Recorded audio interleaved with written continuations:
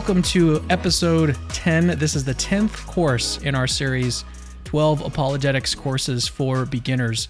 I'm very happy that you're here. And in this course, we're here with Dr. Mike Licona, who is an expert on the argument for the resurrection. That is our topic for this course, is the argument for the resurrection. Dr. Mike Licona has a PhD in New Testament from the University of Pretoria.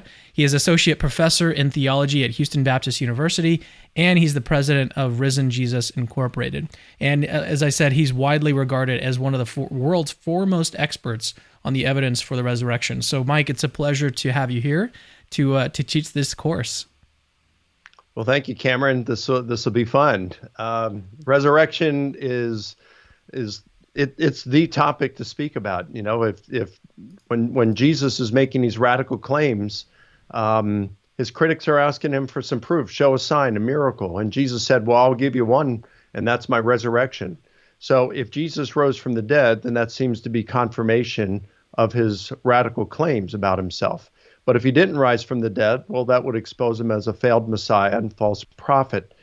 And of course, if he is who he claimed to be, that has something that all of us are going to have to give serious thought to. So it's really neat to see the historical evidence for the resurrection. Had it not been for the historical evidence for the resurrection, I don't know that I would be a believer today. It literally saved my faith. So let's jump into it. There's a lot of ways that we can go about this, but I want to present something that is a rather simple argument for the resurrection, something that if you learn it, you can draw it out on a napkin in a restaurant and show it to the person you're speaking with or the server and share your faith with someone. So let's jump right into. This is for beginners. So this is, if you have trouble following along, or if I notice anything that Mike starts to use some of these technical terms that pop up in New Testament, you know, the academy and the literature and everything, then I'll do what I can to slow him down and to explain some of these terms. But Mike, I think he's seasoned at this. He kind of knows what he's doing, so I don't anticipate having to jump in too much. Well, Mike, I've already got the slide up here, so whenever you're ready, just go ahead. All righty.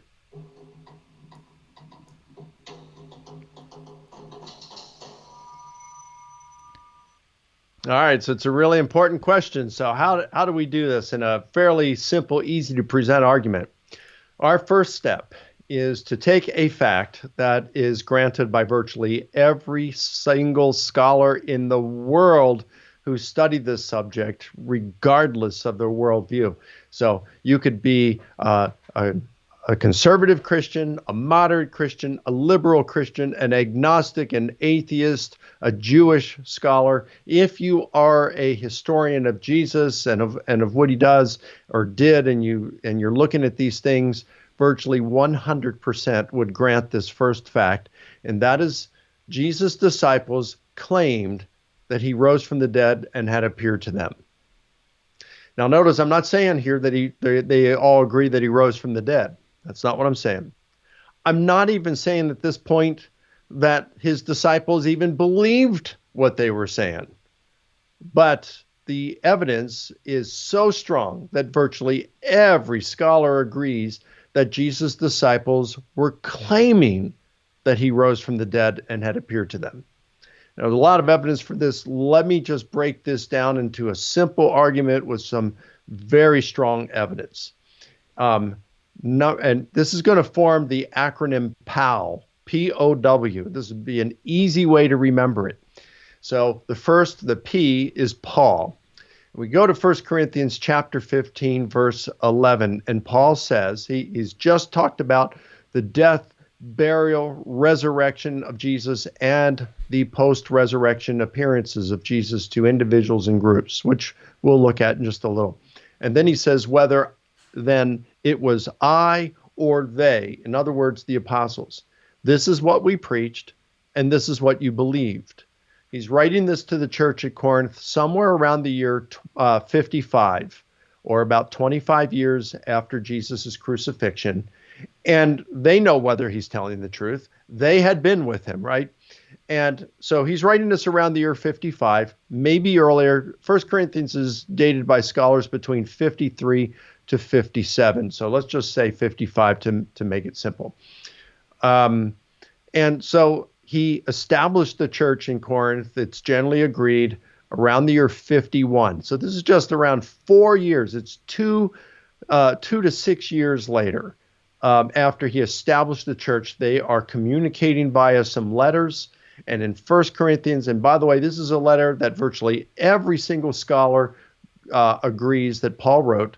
He says, whether it was I or the other apostles, this is what we preached, and this is what you believed. So they know that this is what Paul was preaching, at least. Paul was at least claiming that Jesus rose, had appeared to him. So that's number one. The O, oral tradition. Probably only about 10% of those who lived in the first century could read, and maybe only about half of those could read and write. So the way people learned, there was no television, of course, back then. The way most people learned was through the passing along of oral tradition. And you say, wow, that sounds like a real chancy way to learn things. Well, we wouldn't look at it as credible as, say, our written tradition today. But back then, they were a lot more concerned to preserve things accurately within oral tradition than we would be today, like with the game of telephone, right? It's not like that.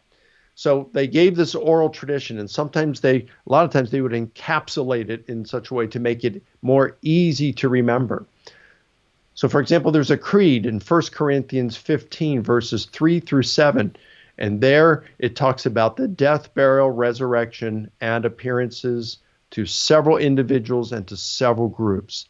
So there, you mentioned Peter to the 12 and to all of the apostles. Those are just there for the disciples. Okay, so we've got those, and then man, it sounds like it's storming out there. Yeah, that was thunder. Oh my goodness, it was thunder. Just started, so yeah, it's getting pretty dark here right now, and so we'll see how long we can do this for. Okay? Hey, I had a question about the oral tradition. You mentioned the game telephone, and I've heard either you or someone else bring up the point that like the game telephone itself, a lot of skeptics and atheists will bring this up. It's like, you know, if the telephone game is meant to show you how unreliable testimony is, but so as something that either you or someone else pointed out is that the game of telephone is precisely constructed so that it is unreliable. You can't repeat phrases. You've got to talk quietly. You know, you can't like go back to the first person and ask them what they said. It's constructed so that it's going to get jumbled up and mixed up. That's exactly right. I mean, you're whispering into the ear of the person next to you. It is a game that is played with kindergarteners, 5-year-olds, who pass it along to one another in an uncontrolled and playful manner. And that's just not the way this was done in the first century. And we can even prove that. We don't know exactly how things were done. Different models have been proposed, like by Kenneth Bailey, Birger Gerhardsen, and several others. But we don't know exactly how it was passed along because we can't go back there in a time machine and see. But we do know that there was, and we can prove that there was some kind of controlled method. So, for example, you've got Paul in 1 Corinthians chapter 9. He gives us the Eucharist sayings of Jesus about, this is my body, this is my blood, you know, take, eat, do this in remembrance of me. And Paul is writing this again somewhere between the years 53 and 57. Well, it's almost verbatim with what we find in Luke's gospel, which scholars disagree on when that was written, somewhere between probably the years 60 and 85. So, and some scholars tend to do it as late as possible. But even if you're doing it early, like the year 60, you're looking at least 3 years after this oral tradition that Paul had received and passed along. So that's 3 years. It's circulating for 3 years, and it's virtually verbatim to what Paul has in 1 Corinthians 15. That's one. If it's the year 85, where a lot of 80 to 85, where a lot of scholars like to put it, well, that's like 30 years after Paul wrote 1 Corinthians. So here we are 30 years later, and this oral tradition is virtually verbatim. We look at how Matthew and Luke use Mark, and we see that they're very, very careful to reproduce Mark or to use Mark in a very controlled way. They'll edit him some, but very little. So we can see that this is a very controlled way of spreading this oral tradition, of passing it along. So, yeah, and look, as a kindergartner teacher pointed out to me after a lecture I did at a conference years ago, she came up to me after I'd mentioned the game of telephone. She said, I'm a kindergarten teacher, and I do this with my kids, and they mess it up. And so I say, let's do it again. And I give them a whole new message.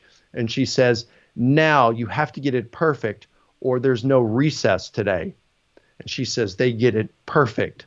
Well, why is it? Because now it's no longer a game. It's something that is of importance to them. And if a 5-year-old, a group of 5-year-olds can get this right, certainly adults can, because they regard it as the most important message one can have. Wow, that's pretty good.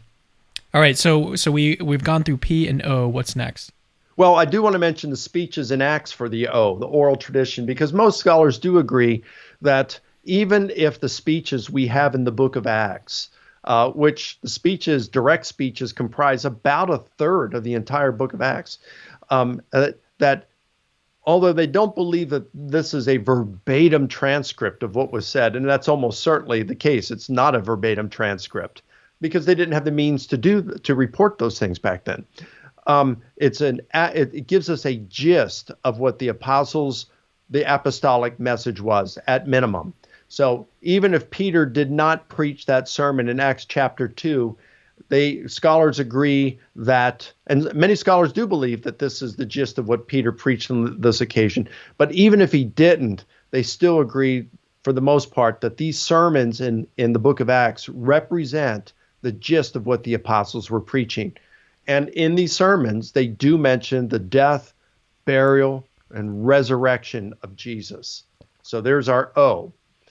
And then we have W for written tradition. And for that, of course, we've got the 4 Gospels, Matthew, Mark, Luke, and John, which, proclaim Jesus's resurrection and appearances. And Mark doesn't report the appearances, but it alludes to them. Because Jesus says in chapter 14, verse 28 of Mark, that after he has raised from the dead, he says, I will go ahead of you into Galilee, and there you will see me.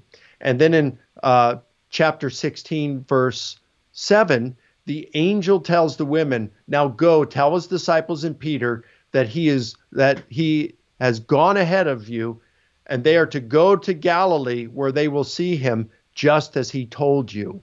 So even though Mark doesn't narrate the appearances, he certainly implies that they did occur.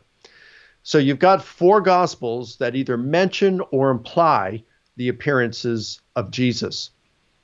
And then you have what are called the Apostolic Fathers. This is a collection of writings, not by the apostles, but by those who followed the apostles. Some, like Clement of Rome and Polycarp, actually knew the apostles. The Clement of Rome was a disciple of the apostle Peter, and Polycarp was a disciple of the apostle John. And they report the resurrection and appearances of Jesus, or how the disciples were encouraged having seen the risen Jesus. So here we just have 9 sources in 3 categories. They're easy to remember. PAL, the acronym PAL, Paul, oral tradition, and written tradition.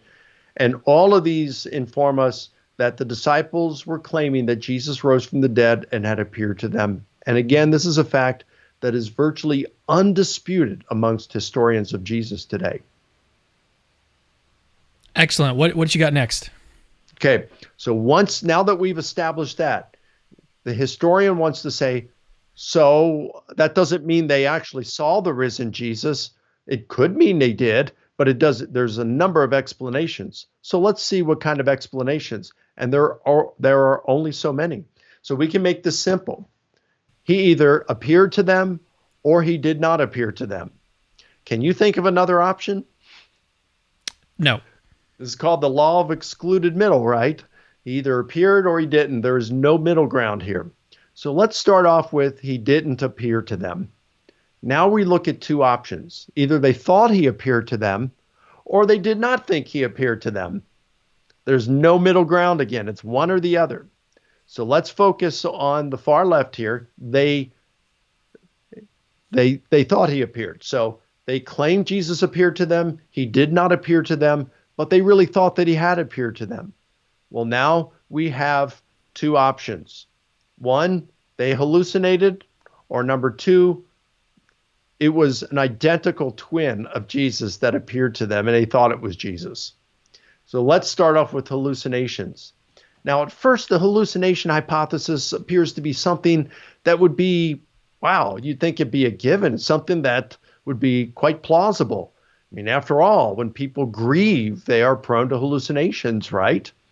Well, there are a couple things to take into consideration here. Let's talk about what a hallucination is first. A hallucination is a false sensory perception. You are perceiving something that isn't really there. And there are different ways that you can experience a hallucination. Most people, if they think hallucination, they think visual hallucination, where a person sees something that's not there. But there are also auditory hallucinations. You hear music or you hear a voice, but that voice, like maybe someone calling your name, but they actually didn't call your name. Or it's called olfactory, the sense of smell, or gustatory, the sense of taste. Or you have what's called a tactile hallucination, a sense of feel. So, like, for example, when a lot of us got our first mobile phones, and the first time we got it, we put it on vibrate, silence and vibrate when we went into a meeting of some sort. Maybe it was a church service, maybe it was a class, and we put it on vibrate. And in the middle of that meeting, we thought we got a text, and we pulled it out, and it's like, nobody loves me. It's like, well, that's called a tactile hallucination. You believed you felt something, but you really didn't. And then you have what's called a kinesthetic hallucination. Most people have experienced that. That's a sense of motion. So most of us have had the experience of we're dreaming and we have the sense that we fell off a cliff or fell off a building and we woke up. That is called a kinesthetic hallucination, a sense of motion. So see, being a hallucination doesn't mean you're mentally ill in some sense. Almost everyone experienced some sort of hallucination at some point in their life. So hallucinations are false sensory perceptions. They occur in the mind of an individual. They have no external referent to them. So like when you have this dream that you are falling, if like I'm married, I couldn't, like if I woke up because I had that feeling, my wife didn't have the same sense that she was falling. In fact, if we were in a dream, if I was dreaming that we were in a car and we together and we drove off of a bridge, maybe the bridge collapsed and we fell 100 feet into the water below, and it woke me up, she would not have experienced that dream too. Why? Because there's no external reality to it. We can't participate in the same dream. Why? Because that dream is only going on in my head at the time. It's just the way neurons are firing at that point. It has no external referent to it. And it's the same way with hallucinations. Someone cannot share my hallucination. Now, with that in mind, consider the following. There are 3 group appearances in this early oral tradition in 1 Corinthians 15, verses 3 through 8. He appeared to the 12. He appeared to more than 500. He appeared to all the apostles. That's the earliest record of the resurrection. You can, not actually, there's a mention of Jesus' resurrection in 1 Thessalonians, which goes back to the late 40s, but that's the first mention of the appearances. Then you've got the Gospels, and they mention group appearances as well. And notice that they're appearances, all right? They're not auditory necessarily or gustatory or olfactory or anything. He appeared to them. Well, studies in the mental health profession over the last century and more have shown that only 7% of those who are grieving, on average, only 7% of those grieving experience a visual hallucination. And what this is requiring, he appeared to the 12, he appeared to all the apostles. That would be an unthinkable 100%, not 7%. So number one, the percentage of percipients is too high. Number two, you've got 3 group appearances, which we show is extremely rare, if not impossible. And number 3, you've got the appearance to Paul. And Paul isn't grieving over Jesus' death. He believed Jesus was a failed Messiah and a false prophet. So Jesus would have been the last person in the universe that Paul would have expected to see or wanted to see. Now, there are other things that I could bring up to show why the hallucination hypothesis fails, but this should be enough to show that it's just a bad hypothesis, historically speaking. 3 things there. Number one, the percentage of percipients is too high. It's 100% rather than the average of 7%. Number 2, group hallucinations are extremely rare and probably impossible, and yet you have multiple group appearances that are reported even in the earliest reports that can be shown to go back to the Jerusalem apostles. And then number 3, you've got Paul, and Paul was not grieving, so it's hard to posit a reason why he would have hallucinated. So that rules out hallucinations as a plausible option. I've got another one for you. Yeah. I've got another one that rules that one out. How many people that have hallucinations go on believing that person that they hallucinated was living still? It can't be 7%. It's got to be like 0.0001% people who think that they may have seen Elvis or something. Those cases are so rare that it seems like that would be another reason in addition to the 7% number. That's being right. too Extremely high. Rare. They don't think that they're still alive in a sense here on Earth. It's like my dad. People understand that when you have a hallucination, they understand that it was a hallucination. It wasn't a real person that came back from the dead. Well, in 2013, my mom died. And the following, a few months later, I think in October, just a few months later, my dad experienced a visual hallucination of my mom. Who appeared to him at night. Now, he believed that was a real apparition of my mom. However, he did not conclude that if he had gone by the grave, her grave, that it would be empty. Hallucinations don't lead to the belief of bodily resurrection. All right, let's move on to this next one, twin. Twin. This is a hypothesis that was posited by an atheist philosopher named Greg Cavan. I believe it was back in the 1980s or early 90s that he posited this, and he called it the identical twin hypothesis. Cavan said it wasn't a hallucination. All these other naturalistic explanations fail, and he doesn't believe Jesus rose. So he says there's only one plausible option, and that is as unlikely as it seems. It's the only one that has a shred of plausibility, and that's that Jesus had an identical twin who appeared afterward to his disciples, and they thought Jesus had been raised. Now, what's interesting is I debated Greg Cavan several years ago. Anybody interested in that can watch it on my YouTube channel. But at that debate, he asked me not to bring it up because he told me he no longer believed the identical twin hypothesis. He had abandoned it. So I don't know of anyone who even posits it today, but there are numerous reasons to reject it, one of which would be, I've talked to several dozen identical twins over the last, more than 10 years. A lot of times I'll ask during a lecture if there are any identical twins in the room, and sometimes there are. And I'll ask them, can you fool your parents? Or could you fool your parents when you were a child? Could you fool them now? Could you fool your spouses? And in all those years, and dozens of identical twins I've spoken with, with only one exception, a woman in Michigan I spoke to a few years ago, everyone else said I could fool them at first as long as I didn't talk, as long as I didn't walk. I could fool them. But those who knew me, who grew up with me, like family members or spouses or siblings or close friends, I could not fool them. As soon as I'd start to talk or move around, they just noticed different mannerisms, facial expressions, our voices, things like that. They'd notice a difference immediately. So that would be one thing. It'd be very difficult to fool Jesus's disciples. And then you'd have to say, well, wait a minute. If Jesus had an identical twin and now he's posing as that identical twin, well, then they'd have to say, and he's saying he's Jesus, well, then wouldn't they be asking where his identical twin is? And then if you say, well, okay, well, maybe they were separated at birth and he didn't even know he had an identical twin. Then you got to say, well, why would this guy all of a sudden come on the scene? He probably doesn't even know he's Jesus' identical twin.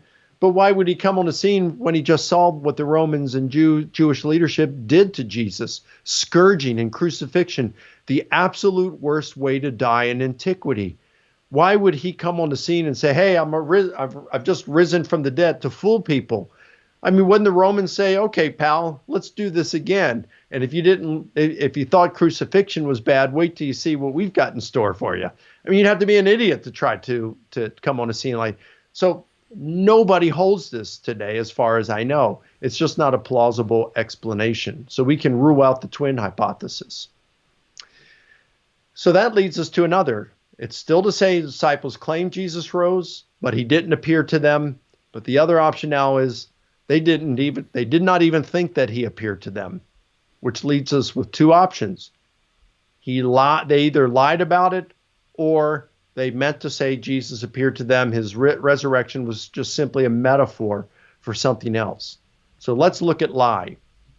Let's focus on that. Think about this for a moment. You've got these guys, and they abandon Jesus at his death. They run away. How can we explain all of a sudden they get this courage to take up, now that their leader is dead? Now, according to this hypothesis, they know he was a false prophet and failed Messiah. And now they say, okay, well, let's get bold now that he's dead and go out and proclaim his resurrection. We just saw what they did to him. Let's go ahead and do it. Maybe they'll do the same thing to us. I just don't see that happening. You think about all the other messiahs. You've got Josephus reporting that there were dozens of would-be messiahs in the first century. And when the Romans killed them, their followers dispersed. And they either found another messiah or they just went about doing their own thing and abandoning hope in that sense. But here you've got Jesus dies and his disciples continue on. They're lying about it. Well, you might have one or two of them maybe who would be willing to die for a known lie. But all of them? I mean, well, not only church history, but also secular history, like Josephus, Tacitus, Lucian, Mara bar Serapion, tell us that Christians, and some of them, the disciples in particular, suffered terribly and even martyrdom in some cases, for being followers of Jesus.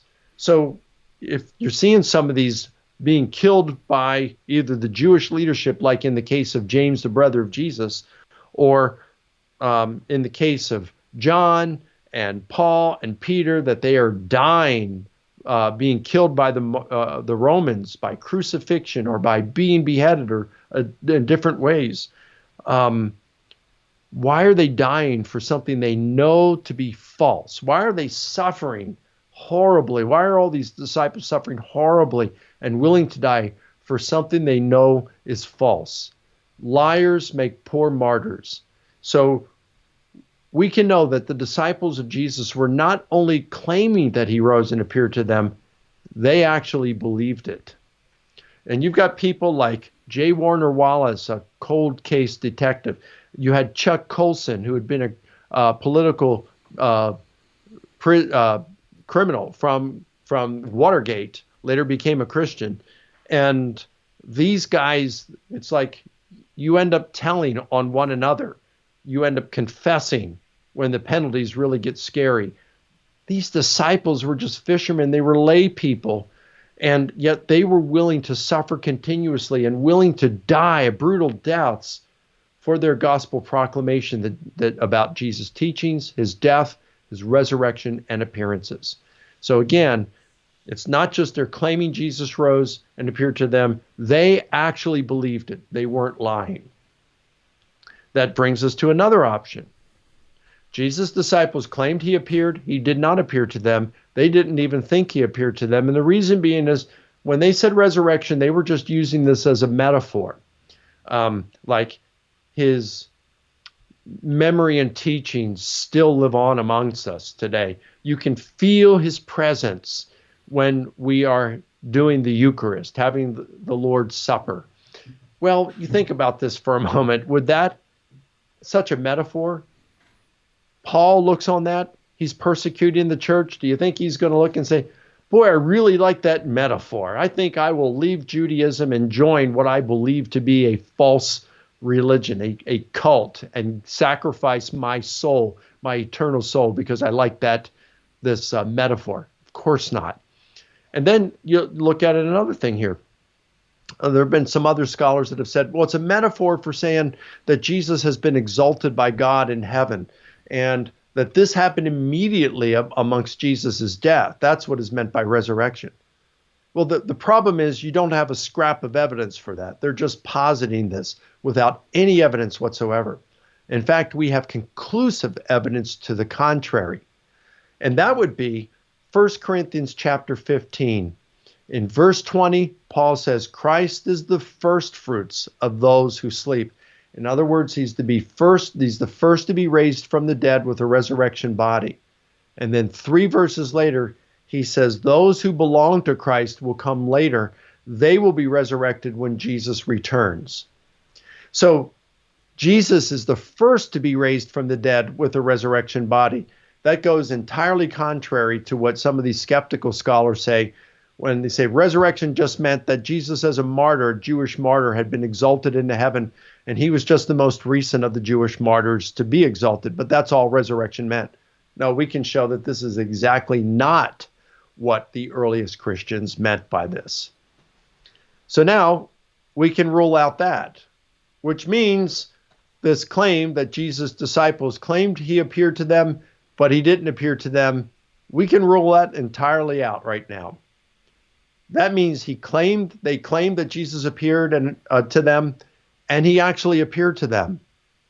But we're not done yet, because there are 2 more options. Either Jesus did not die, or he died. Let's look at the possibility that he did not die. Now, this one's easily refuted. It's called, more than a century ago, it was called the swoon theory. Today, it's popularly referred to as the apparent death theory. Nobody uses the term swoon anymore. Apparent death theory. And in the apparent death theory, it's to say that when Jesus was on the cross, he appeared dead. They took him off the cross alive. They didn't think he was alive, but he was. They put him in the tomb. The coolness of the tomb revived him, and he came out, and people thought he had been raised from the dead. The problem is that this doesn't take into account how crucifixion actually occurred. And what happened in crucifixion is the arms are outstretched like this, and the feet are nailed to the cross. And you didn't have a seat to sit on, as some medieval paintings show. What would happen is when you're on the cross, the pain from the nail through the feet would just be terrible. And so you would allow your weight and body to be suspended by the nails in your wrists. But when you're in this down position, okay, and by the way, the arms weren't out at 90 degrees. It was probably more like this. And when you're down in this kind of position, it makes it very difficult for you to exhale. You can inhale easily, but exhaling is very difficult.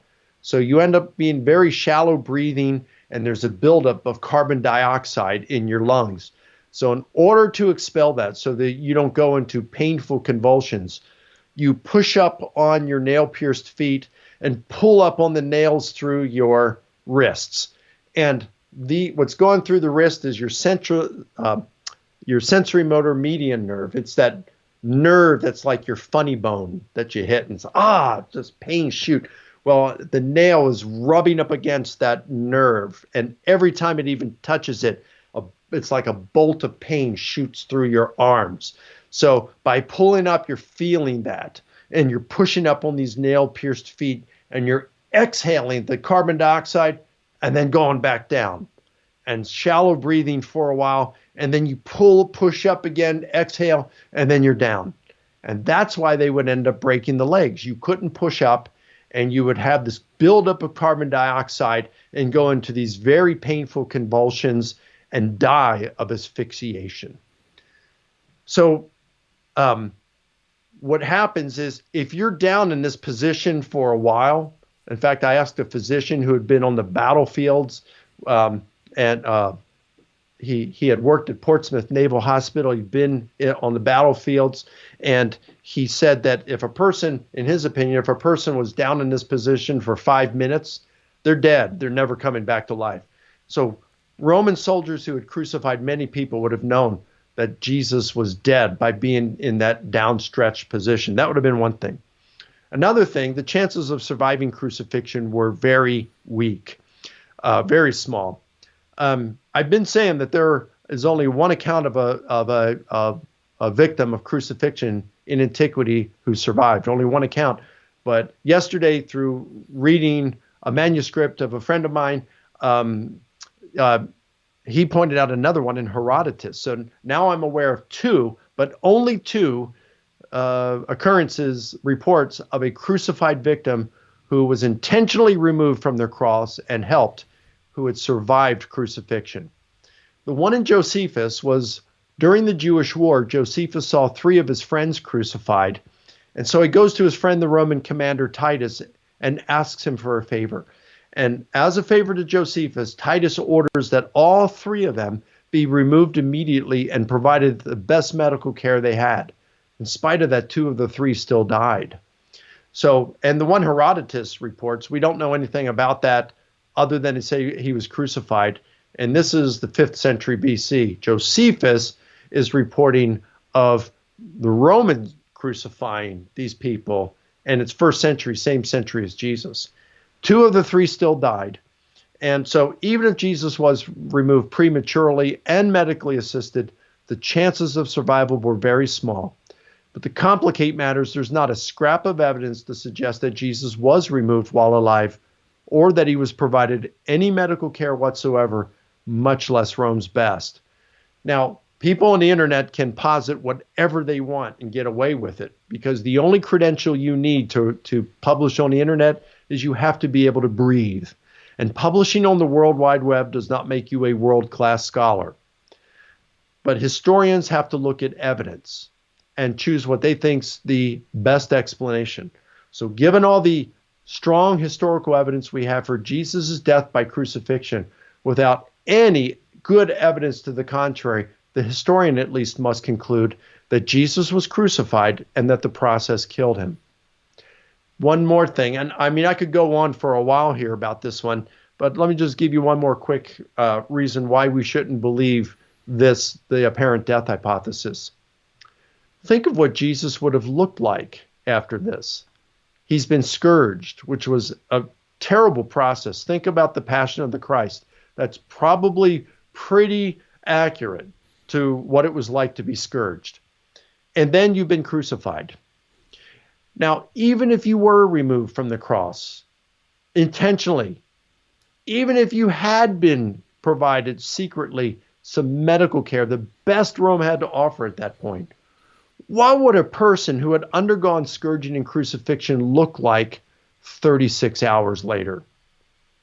It's inconceivable to think that that person would be able to get up, walk around, not grimacing in pain. They couldn't walk, period. But to think that they could walk around and present themselves as having a resurrected body, the risen Prince of Life, it's not going to happen.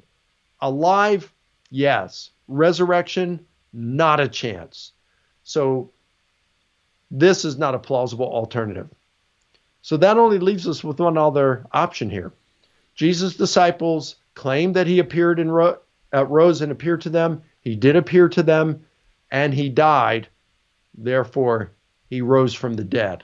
It's the only option that can explain the data in a reasonable sense. And so this is encouraging. It's encouraging to see that we can present a simple yet very strong evidence-based case for the historicity of Jesus' resurrection. Now, a question I have is, do you have any resources prepared to share with the audience on like from beginner to intermediate and perhaps advanced? I mean, you're so steeped in the literature that I'm sure you could just rattle them off. Yeah. Well, if you're a beginner, then I would say, I don't mean to be self-promoting here, but Gary Habermas and I wrote a book for this, for beginners back, and it was published in 2004. It's called The Case for the Resurrection of Jesus. And it's actually a self-study course that will go through evidence for the resurrection of Jesus and answer the most common alternative explanations. That would be for a beginner. And then if you really want to get into it and be able to answer, or to really understand this and to answer most skeptics, but to understand this material yourself and to be able to go really deeply in it, then I'd say my book, The Resurrection of Jesus, A New Historiographical Approach. It's published by IVP in 2010. And again, I apologize if I come across as a self-promoter here, but Gary Habermas has said, he's told me he tells his classes that in his opinion, that big book is the best book on the resurrection ever written. That's on the evidence for it ever written. That's what he has said. Well, here's my question. Is he still going to say that after his magnum opus comes out? There's no way. In fact, he told me just the other day, like 2 or 3 days ago, that he has just completed the draft of his magnum opus. Now, it's going to take a while to edit it because I think he said it's 5,800 pages. So, yeah, that will be mine's just going to be the Reader's Digest version after that. All 700 and some pages of mine is going to be the Reader's Digest version when his comes out. Wow. Yeah, so Dr. Gary Habermas, if you're watching this and you don't know who that is, then just explain real quickly who that is and then continue through your resources. Gary Habermas has been the main mentor in my life, my main mentor. I've had others, great ones, like William Lane Craig. Those have been the two main mentors in my life, although there have been other scholars like Craig Keener and Darrell Bach and Craig Evans and a number of other, Dan Wallace, who have had tremendous influence in my life, Ron Sauer. But Gary Habermas has been the main mentor in my life. We're like family, and he is the number one guy in the world on the resurrection of Jesus. I mean, he just knows the stuff so well. Sometimes he doesn't put it in the simplest of terms, but he knows the stuff really well, and I was very blessed to learn a lot from him. One of the books that I really liked reading on this subject was The Sun Rises by William Lane Craig. I thought that book was an excellent book. It's very small but very compact and condensed. It's the abridged version of an academic book that he wrote after he completed his PhD in theology at was it Munich?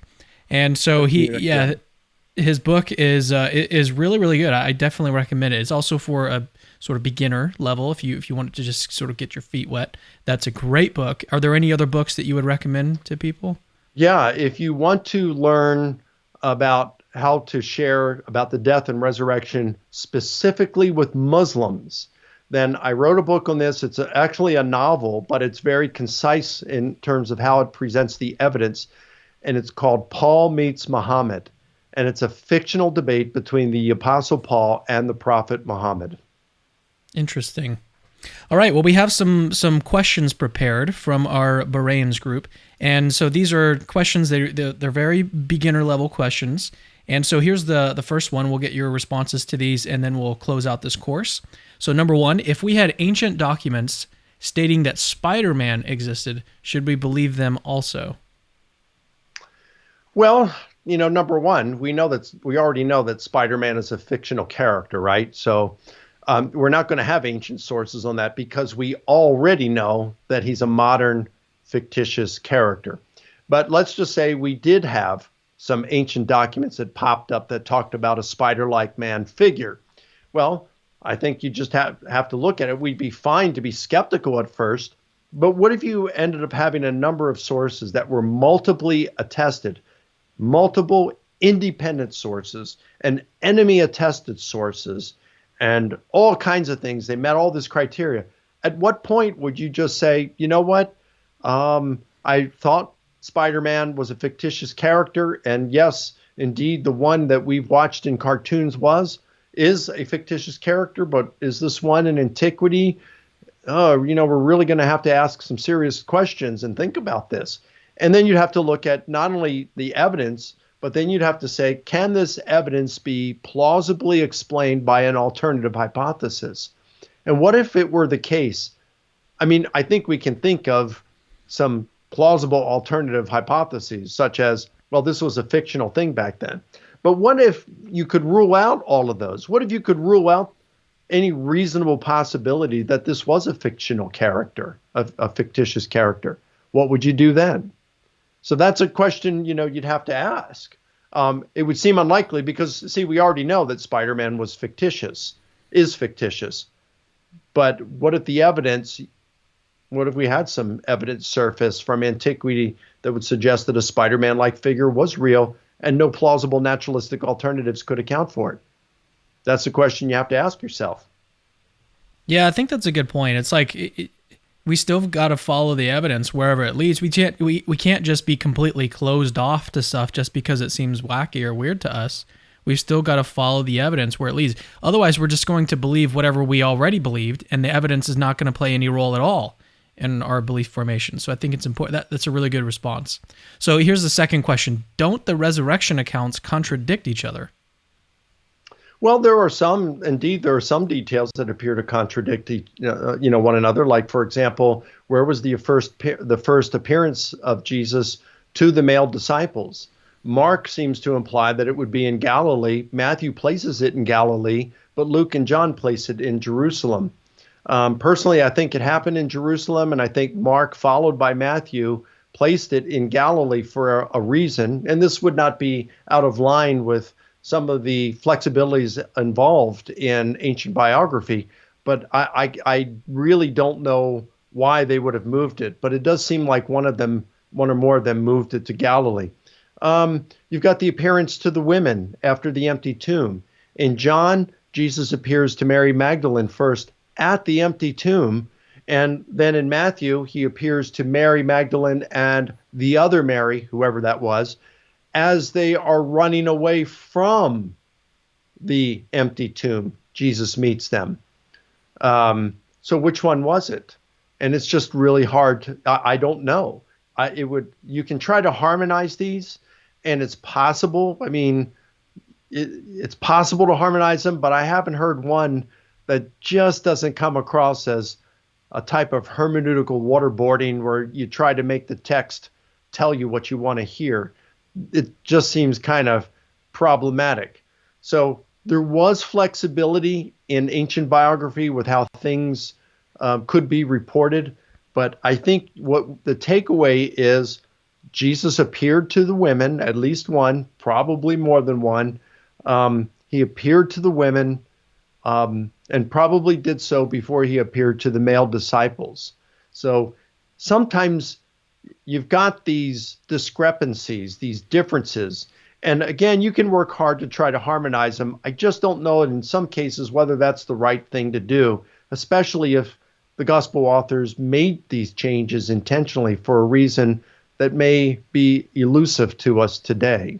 And to me, it doesn't really seem like, I was just going to say, it doesn't really seem to me like these, alleged contradictions are really even going to affect the case that you talked about today. No, it wouldn't. And I'd like to add that, when you talk about things like the assassination of Caesar, you've got Appian, Cicero, Dio, Livy, Nicolaus, Plutarch, Suetonius, and Velleius. They all mention the assassination of Caesar, and the kind of discrepancies we have in the accounts between them are pretty much the same as, in terms of numbers and the extent of the difference. The same thing we have for the resurrection of Jesus. And you've got these in other ancient accounts too. But no one says Caesar wasn't assassinated. You just might, was it Trebonius or was it D. Brutus Albinus who detained Antony from going into the theater so that he couldn't intervene and help Caesar when he was being assassinated? We can take a guess on why Plutarch may have made a change at some point, or why that difference exists, but it doesn't change the fact that Antony was detained Nobody really questions that. It's plausible that he was detained. There's a good reason for that. They wanted the assassination to go smoothly. So again, you got these discrepancies in some minor details, but it really didn't matter much to those in antiquity. Yeah, you mentioned J. Warner Wallace earlier as well, and he even talks about in his work that discrepancies or minor discrepancies like that are actually something that you expect to see in genuine eyewitness testimony, rather than if the testimonies that people give are all the same and there's no discrepancies, then that actually has the mark of someone who's sort of making things up. So in some sense, you might expect to see some kind of inconsistencies in a kind of testimonial account of something that happened. So, and we'll leave that aside. Let's move on to another question here. What does it mean to have a consensus regarding certain facts about the resurrection? You mentioned that in your presentation here. If there's a consensus regarding all of these facts, why don't most scholars take the view that the resurrection is true? Well, I'd say number one, most scholars, nearly all of them, are not trained. They have no training on how to do historical investigation. They will do some minor things, like they'll look at the criteria of authenticity, such as, do we have multiple independent eyewitness sources or early sources? Is it attested by unsympathetic source, or things like that? So they'll learn some of those things. But when it comes to comparing hypotheses, they really have no training in these kind of things. How do you weigh whether the hallucination hypothesis is better than the resurrection hypothesis? How do historians do that? And New Testament scholars and philosophers typically don't study the philosophy of history, so they're not aware of these techniques. So they're not guided by a particular method, a specific methodology. That'd be one reason. But probably the main reason why many of them, even though they grant these things, they would not agree that Jesus rose from the dead, would be because they're weighing in with their worldview. Their worldview doesn't allow resurrection, doesn't allow miracles. Or they have a bias against miracles. Now, they won't claim that, all right, but that would be my guess. They would say, look, miracles don't happen. I've never seen a miracle. It's not plausible to think someone came back from the dead, and so I just don't believe it. That would be what they would say. And that's more of a question about psychology and why people won't believe. The real interesting question, I think, is more just what does the evidence suggest, right? Let's talk about the evidence. Forget about why these people don't believe or why they do believe. Forget about that for a second, or you probably should forget about that for a while, and just focus on what the evidence suggests, and look at your methodology and see if, based on your methods and historical method more generally, see what the evidence points to, and just go with that. I don't think we even have to start to speculate about why people do and don't believe. All right, here's the next question. Right. Wasn't the story of Jesus copied over from pagan myths or mystery cults? Well, that's a great question. And boy, I could give a lot of reasons for that. Let me just give you a couple of them. Number one, think of who these earliest Christians were.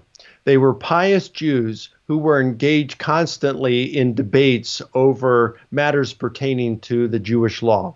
So they debated on whether Jewish Christians needed to maintain the temple purification rites. They debated on whether Gentile male Christians needed to be circumcised. They debated on whether Christians could eat meat that had been sacrificed to idols. They debated on whether Jewish Christians were permitted even to eat in the same room as Gentile Christians. Now, if you are going to be that obsessed with the minutia of the Jewish law, do we really imagine these same Christian leaders being engaged in wholesale borrowing from pagan myths to form the foundation of their own belief system? It's just implausible. Second, the evidence for these pagan deities rising from the dead or pagan figures is really not that strong. So you think of parallels such as you got Dionysus, who was an offspring of Zeus. Okay, you've got Thor, Dionysus, by the way, was said to create wine, not turn water to wine, but to create wine. You've got Thor, whose life was threatened at birth. You have Asclepiades, who is said to have been a healer. You have Apollonius of Tyana, who is said to have raised someone from the dead and to be a traveling itinerant teacher, philosopher. And then you have Hercules, or Heracles in Greek, who is said to have ascended to heaven. Well, the fact is that the story is that he was feeling sick and losing power, so he built a big fire, threw himself on it to commit suicide, and then it said that he ascended to heaven on the horse Pegasus. But we'll get rid of and not mention all the differences. We'll only mention all the same things and take piecemeal all the similarities from these different ones and put it together into, over 1,000-year period from like 6 or more figures, and just take the similarities and put it into a composite figure and say, see, that looks just like Jesus. Well, that would be very similar to someone saying, hey, look, Abraham Lincoln was a tall, lanky Illinois senator who became president and was elected to 2 terms. JFK graduated from Harvard. David Palmer was a character in the popular television series called 24, portrayed as the first black U.S. senator. So see, Barack Obama the whole story about him was borrowed from other stories, because you have a tall, lanky Illinois senator who was elected twice to president. He's the first black U.S. president, and he graduated from Harvard. You say, well, wait a minute. That's over a 100-year period and 3 different individuals. Well, to get this Jesus, you're looking at over a 1,000-year period with, half a dozen or more figures to this. That's why one of the reasons historians don't look at it. Let me throw in another one. Most of us are aware of a plane that took off from Massachusetts early one morning, and then just after 10 a.m. in the morning, it flew into one of the tallest skyscrapers in the world between the 78th and 80th floors, killing everyone on board. Now, you're probably thinking of the 767 that flew into the South Tower on 9/11. But I'm actually referring to the B-25 that flew into the Empire State Building on July 28, 1945. That actually happened. You can see photographs of the aftermath online.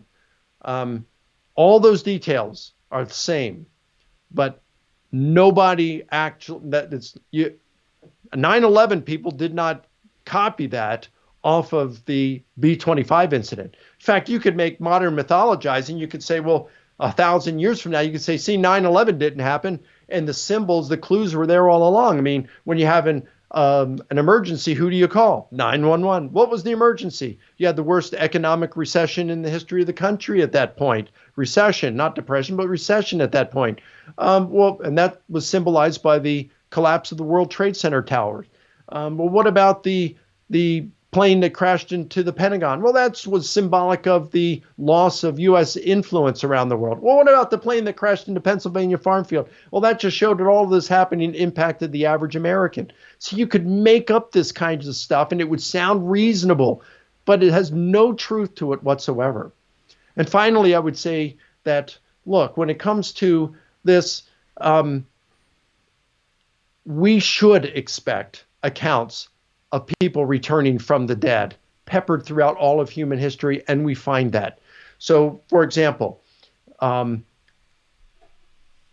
romance, okay? You got all kinds of romance novels. They're very popular. They're fictitious. Romance movies, 50 Shades of Grey and things like that, very popular. Fictitious. But almost everyone can experience romance at least one time in their life. Well, why all the fictitious stuff? Does that mean that we can't believe that romance actually? No. Well, why all the romance fiction? Well, because it shows it's an insatiable appetite of the human nature. You just can't get enough of it. Well, most of human history, the world has been a brutal place in which to live. And so we would expect to find fictitious accounts invented of people coming back from the dead to give us hope of an afterlife.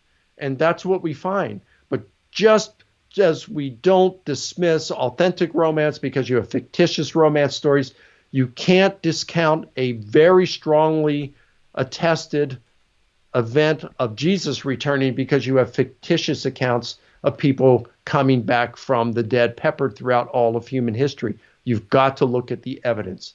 I could go on more and give more, but that should suffice for now. Yeah, I was going to say that was so comprehensive in a very small amount of time. Is there someone who you would recommend as like one of the top people that respond to this type of objection? Someone who does the most work in this area? There's Mark Smith, Jonathan Smith. They have written books on these things. And it's the case like T.N.D. Mettinger, a Swedish scholar, I think it was 2001 around that time, he wrote a book called The Riddle of Resurrection. Now, he thinks that there are some accounts of dying and rising gods in the Near Eastern Mediterranean world that predate Christianity. And he says the consensus of scholars would disagree. The universal consensus of scholars would disagree with him. But he takes exception to that. He says there are 3, perhaps as many as 5. But then he goes in this monograph, an academic monograph, and he says, look, yeah, there are a few here, but he said there's so many differences between that and Jesus's resurrection. They could not have copied it. And so he says the riddle remains. Now, maybe someone other than Mark Smith and Jonathan Smith, Günter Wagner from the 1960s, I think he wrote, I forgot what it's called, but he wrote a book, I think 1968, and Jonathan Smith, Mark Smith have written after that. Lee Strobel's book In Defense of Jesus, he interviewed me on it, and he interviewed Edwin Yamauchi on it, and we comment and provide reasons in it. They can check out that book as well. All right, we have about 3 or 4 more questions here. So here's the next one. How early is the creed in 1 Corinthians 15, and how do we know how early it is? Okay. Well, some, even skeptical scholars, have placed it very early, like Gerrit Ludemann, an atheist New Testament scholar, Robert Funk, who is also, I would guess, a non-believer, very skeptical, one of the co-founders of the Jesus Seminar, about as far away from an evangelical as one could get, I suppose. But you got Funk, and you have Ludemann, who is an atheist, and they date it within 1 to 3 years of the crucifixion. James D.G. Dunn, who recently passed, he was not a skeptic. He was a moderate scholar. He said probably within 6 months of the crucifixion. So a lot of scholars place it very early. For me, though, I think it's early, but I think that these guys, they really don't provide evidence for dating it that early. It could be that early, but I don't think we can put it that way. Here's how I would look at it. We found the creed in 1 Corinthians 15, verses 3 through 7. We find that in 1 Corinthians, which is dated between 53 to 57. And Paul says, he introduces that creed by saying, I delivered, past tense, I delivered to you what I also received. When did he deliver to them? In the year 51, when he established the church in Corinth. So we know it's at least 51 at the latest. And then he says, I delivered to you what I also received. Well, he received this prior to delivering it to them. So, we're looking within 20 years of the crucifixion itself. Jesus is crucified in 30 or 33. So at the very, very most, we're looking at 21 years. It can't be later than that. And then who's Paul receiving this from? Well, when we look at Paul and his commitment in his letters to tradition, the tradition that has been passed along to him, that he's passing along to the churches, and he's saying, follow the tradition. If anyone does not follow the tradition I passed along to you, do not even associate with such a person. This is something that Paul is very, very keen to stay with. In 1 Corinthians chapter 7, he's talking about marriage and divorce.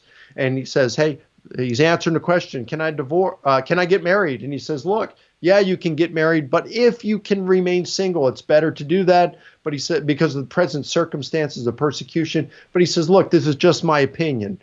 And then they ask him, well, what about divorce? And here he says, not I, but the Lord. And what he's saying here, this is not my opinion. It is based on the Jesus tradition that has been passed along to me. And then he gives this tradition, this teaching, which corresponds to what we read Jesus saying in Matthew. And then he answers another question. Well, what about if my spouse is a non-believer? He says, not the Lord, but I, meaning Jesus didn't give any tradition on this, any teachings if you were married to a non-believer. He says, so I'm not wanting to commingle my teaching with that of Jesus. I'm going to keep the teaching of Jesus separate. So it's maintained in integrity. I can't change it. I can't add to it, but I can rule on this as an apostle with apostolic authority. Okay, yeah, if you're married to a non-believer, if they want to leave, let them leave. You can divorce and remarry a believer. But if they want to stay with you, you got to stay married to them. So we can see that these early Christians were very, very keen to maintain the integrity of the Jesus tradition. So it is, and we know that tradition came out of Jerusalem. The Jews of that day had some primary principles, and that is that God's people, the Jews, were to have one law, and that law was to proceed from Jerusalem. And this is taught in the Old Testament. And we have every reason to believe the earliest Christians were following this, because in Paul's undisputed letters like Galatians and the book of several texts in the book of Acts, Acts 12, Acts 15, we find that the church was headquartered in Jerusalem, and that they possessed the apostolic leadership in the Jerusalem church possessed supreme doctrinal authority to which even Paul submitted, and that decisions made by that authority applied equally well to those outside.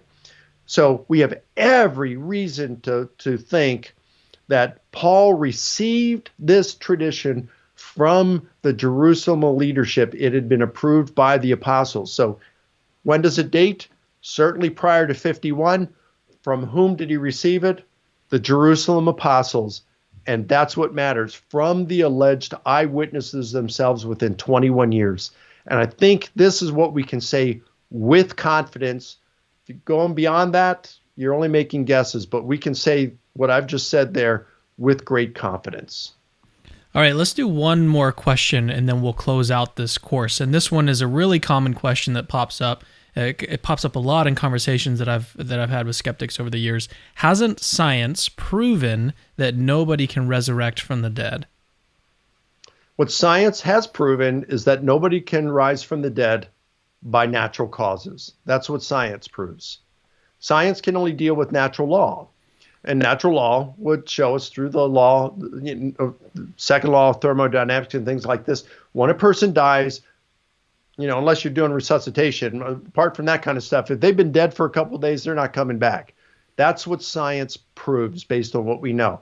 But science can say nothing pertaining to what God can do if he wants to do it. And if God exists and wanted to raise Jesus, then it's 100% probable that Jesus rose from the dead. And science cannot adjudicate on whether God exists. All right, well, let's leave it at that. So is there anything that you'd like to leave with the audience on this topic, the resurrection of Jesus? You know what I love about the resurrection? It took on a new meaning for me several years ago. I mean, when I was having doubts back at the end of graduate school, it was Gary Habermas sharing the evidence for the resurrection that saved my faith. And as I have experienced, I'll be honest, I've experienced doubts over the years. I'm just that kind of a person. And something as important as one's worldview and eternity at stake, I want to get this thing right. And so I've second guessed and triple guessed. And the reason my doctoral research and resulting dissertation and book were so long is because I wanted to cross every T and dot every I. It was important to me. And if Jesus did not rise from the dead, I wanted to know and then go find something else to believe, because we don't have to fear the truth. What we have to fear, and my greatest fear, was that my biases would get in the way and keep me from discovering truth, and it cost me eternity. That was what terrified me and kept me awake at night. And so I was out for truth. That's what I really, really wanted. And I had these doubts. I worked on these things, got evidence for the resurrection of Jesus. It was ultimately coming to the conclusion that I do think that historical investigation, a sober-minded, exhaustive investigation of the resurrection of Jesus, does strongly suggest, not prove beyond all doubt, but does show by the preponderance of evidence, strongly suggests that Jesus actually raised from the dead. That's looking at things scientifically. And that really helped my faith. But where this really took on a deeper and new meaning for me was in 2013 and 14 when my mom and dad respectively died. And, to this day, I really miss them. But, you really miss them when very close to their death when they die. And it's like, you know what? I'm going to see them again. I'm going to see them again in the relatively near future. Why? Because they were followers of Jesus. They not believed in him, but they walked the walk. They followed him. They were a follower of Jesus. And he promises eternal life. And he promises that I will have eternal life and that I will see my loved ones again. He's going to wipe away all tears. And this body, which sometimes can be racked with pain, we're getting a resurrection body that's going to experience no pain. It's the hope of eternal life. It's the hope that when we look at this world around us, whether we have a pandemic or our culture is just falling apart, that the country, the nation of which we're a part of now isn't even a reflection, it seems, of what it was 10, 12, 15 years ago. And so what's going on with the future? What's going to happen? Well, you think about it, and it's like we've got the hope of eternal life. So even though things could get difficult for us on the earth, it's just a relatively brief period of time, and we're going to be with Jesus in heaven. And it's the resurrection that gives me hope about that. And that is something that has been very encouraging to me as a result of studying the evidence. That's so good. I don't even want to end it. I just want to talk more. But Mike, I really appreciate you coming on and doing this. I think it's going to be so helpful to people. So thank you guys for being a part of this 12-course series on apologetic arguments for beginners. This episode today, again, brought to you by Dr. Mike Licona. He's awesome. And you definitely want to check out his work. Check out the other people that he's mentioned, Dr. Gary Habermas, William Lane Craig's work on it. There's some new people that are starting to work on it as well, Dr. Callum Miller, Dr. Max Baker-Heitch. There's a lot of intelligent Christians, so don't just stop at one person. Look at, consume as much material on this as you can. I'm really looking forward actually to the next course in this one with not Dr. yet. He's working on his PhD. He's currently a PhD student. Justin Mooney is talking about the problem of evil in the next course. So be looking forward to that, and we'll see you guys next time.